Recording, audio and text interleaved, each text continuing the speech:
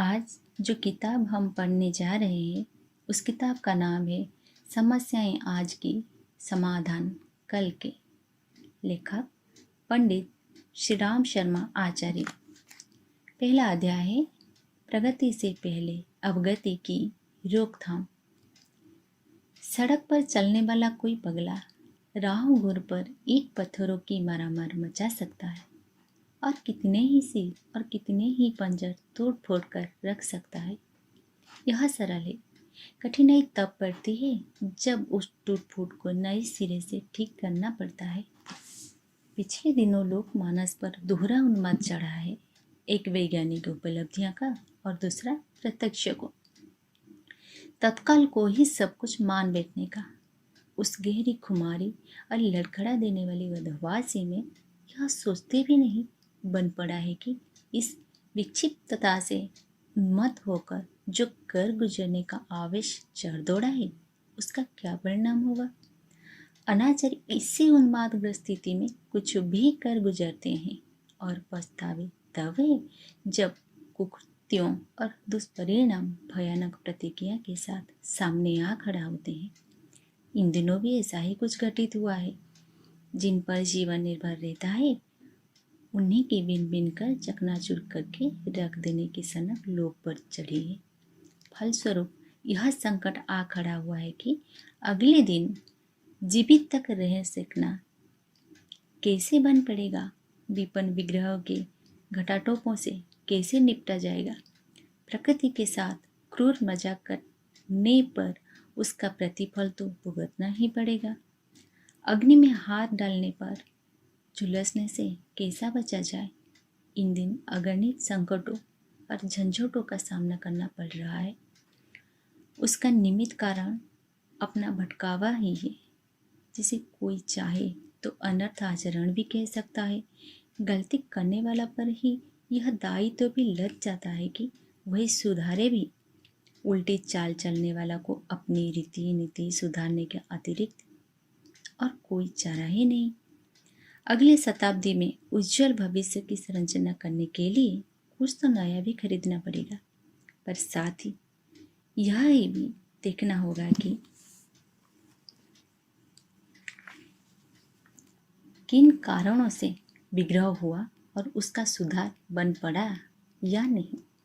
यदि इतना भर मंथन कर लिया जाए तो समस्या का अधिकांश हल अनायास ही निकल सकता है। उदाहरण के लिए आधी जनसंख्या इन दिनों प्राय अनुत्पादक स्थिति में रह रही है। दिन गुजारने के लिए घरेलू काम धंधों में ही प्राय सारी जिंदगी गुजर जाती है। उसका ना तो पुरुष जितना आर्थिक उत्पादन दिख पड़ता है और ना वधी कौशल। घर में बाहर बिखरी हुई असंख्य समस्याओं के समाधान में उनका योगदान नहीं के बराबर है। अशिक्षा, गरीबी, प्रतिगामिता आदि से निपटने में भी उसका योगदान नहीं बन पड़ता। समुन्नत देशों की महिलाएं अपने अपने देशों की प्रगति में लगभग आधा योगदान देने में श्रेय प्राप्त कर रही हैं। इस विपन्नता को मुक्त दर्शकों की तरह देखते नहीं रहा जा सकता है। नारी को जितनी क्षमता ईश्वर ने प्रदान की है उसको समुन्नत और सुव्यवस्थित कर सके तो देखते देखते अपना कौशल, उत्पादन और पुरुषार्थ दुना हो सकता है। अन्य उपायों से दुनी प्रगति करना सरल नहीं है। दूसरी बड़ी समस्या इन दिनों आवश्यक प्रजनन को रोकने की है। अब से 2000 वर्ष पहले संसार भर की आबादी 30 करोड़ के लगभग थी। अब ये 600 करोड़ हो गई, यानी 20 गुनी अधिक। अब कुछ ही दिनों में उतनी भर से 20 को काम चलाना पड़ रहा है। यह उपक्रम रुका नहीं। भौगुणन चक्र के अनुसार 2 से 4, 4 से 8, 8 से 16 का क्रम बनाने हुए संतुलन को अस्त व्यस्त करने की सीमा तक पहुंचने जा रहा है। यदि कामुकता की दुष्प्रवृत्ति को निरुत्साहित कर प्रजनन पर रोकथाम हो सके तो डूबने वालों को तिनके का सहारा मिल सकता है। यह क्रम यदि घटने की राह पकड़ ले तो फिर अनेकानेक विग्रहों और संकटों से सहज छुटकारा मिल सकता है। अपव्यय इन दिन चरम सीमा पर है। नशेबाजी से, फैशन परस्ती से, आभूषण की सजधज से, सेखी खोरी जताने के लिए ओढ़े गए खर्चीले विवाहों से कितना धन और समय बर्बाद होता है, यह किसी से छिपा नहीं है। श्रृंगारी के सज धज से न केवल पेशा बर्बाद होता है वरन कामुक उत्तेजना को भी प्रशय मिलता है। व्यभिचार का पथ प्रशस्त होता है। धूमधाम वाली दहेज और जेवर की जो भरमार वाली शादियां समाज की आर्थिक कमर बेताहर तोड़ मरोड़ कर रख दे रहे हैं। इन दुराग्रह से पीछा छुड़ाने में क्या किसी को बड़ा मोर्चा डालना पड़ेगा?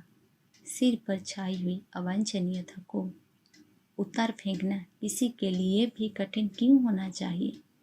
सादा जीवन उस विचार बाल उपक्रम अपनाने से किसी पर क्या इतना बोझ लदता है जिसे कठिन या असंभव माना जाए? अपनी इस भूल का सुधार कर लेने भर से दुखदायी दरिद्रता से आधा छुटकारा मिल सकता है। अमीर जमाने का उद्धत अहंकार यदि काबू में रहे तो धन कुबेर बनने की हविश क्यों सभी पर बेतहर छाई रहे? औरत नागरिक स्तर का निर्वाह करने में क्या किसी के बड़ेपन में कभी आएगी? वरुण सच तो यह है कि उसे अपेक्षाकृत अधिक नीतिवान, अधिक प्रशस्त और अधिक संयमी उदारचिता कहलाने का अवसर मिलेगा। जो पैसा और समय तथाकथित बड़प्पन का लवादा ओढ़ने में खर्चा होता है, सादगी द्वारा उसे बचाया जा सके तो उस बचत से ही पिछड़े हुआ का इतना काम चल सकता है कि कहीं किसी को भी गई गुजर स्थिति में पड़े रहने के लिए बाधित न होना पड़े। सेना में सभी सैनिकों को एक जैसी सुविधा मिलती है। इससे ना किसी की इज्जत घटती है और ना बढ़ती है। समानता प्रकारांतर से शालीनता का ही एक लक्षण है। संतों की जमात एक जैसा ही निर्वाह करती है। उनमें से कोई सदस्य असाधारण सजधज अपना नहीं तो उसकी प्रतिष्ठा घटेगी ही घटेगी, बढ़ेगी नहीं। कोई समय था जब शान ठाट बाट के साथ जुड़ती थी, पर अब राजा सामंतों की जैसा स्वांग बनाने वालों को नाटक का नट होने जैसी भर्त्सना मिलेगी। साम्यवादी समाजवादी विचारधारा ने लोक मानस को ऐसा ढाल दिया है कि असाधारण अमीरों पर आमदिन ढेरों लांछन लगते हैं। उन्हें चोर बेईमानी कहने तक में लोग नहीं चुकते, भले ही उसकी कमाई औचित्य की मर्यादा में ही आती हो। ऐसा पर निष्ठुरता और संकीर्ण स्वार्थपरता का आरोप तो लग ही जाती है। निश्चित रूप से इस प्रकार दौलत फूंकना रोका जा सकता है और उतने भर में असंख्य को ऊंचा उठाने का अवसर मिल सकता है। यदि इस प्रकार उद्धत प्रदर्शन को रोका जा सके तो खाई और टीलों की उबड़ खाबड़ जमीन समतल दिखने लगी और उस पर अच्छे खासे उद्यान या भवन खड़े हो सके। संपन्नता का उपयोग उद्धत प्रयोजन के अतिरिक्त ही कुछ अच्छा हो पाता है। अर्थव्यवस्था में कौटुंबिक उत्तराधिकारी का उतना ही औचित्य है कि असमर्थों को उससे निर्वाह मिलता है। व्यावसायिक पूंजी के रूप में भी उसे मान्यता मिल सकती है, पर कमांग उत्तराधिकारियों के सिर पर पूर्वजों की कमाई को लाद दिया जाए, इसका क्या औचित्य हो सकता है? कानून कितने बनाए और कितने लिए बनाए, यह बहुत ही विवादास्पद है, पर न्याय यही कहता है कि जमा भले ही किसी की ने किया हो, उसका उपयोग वही होना चाहिए जहाँ उसकी नितांत आवश्यकता है।